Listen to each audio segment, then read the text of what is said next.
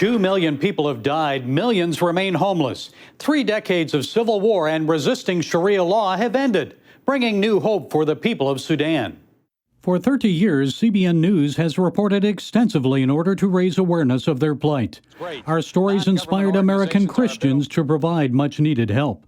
The people of South Sudan gained independence from the North in 2011, but the struggle continued for others, like the people of the Nuba Mountains. Christians in the North suffered imprisonment, and Islamists destroyed churches. A military coup brought change in 2019, with the removal of Omar el-Bashir. That brought change with a pledge to transition the country to democracy and free elections. Enough is enough is what the people have been saying for a number of years, and finally they've had their way. I think the real challenge, though, is going to be if it sticks. In late August, several rebel and political groups signed a peace agreement, ending the civil war and moving Sudan closer to democracy and freedom. The transitional government abolished the death penalty for apostates, those leaving Islam.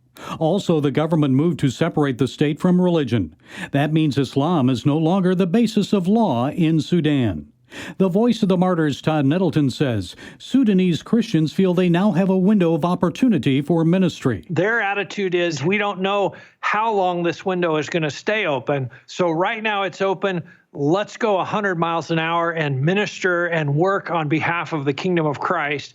And so they see this as a real opportune moment for gospel work in Sudan. Hardwired Global President Tina Ramirez is concerned about the prospects for lasting change. She says winning the war may be easier than winning the peace. Even though Bashir is not there, the military rulers that held him in power for more than 3 decades are still there and are the ones negotiating this peace. And so the real proof is going to be in the next few years if it enters into the real permanent constitution after this transitional government.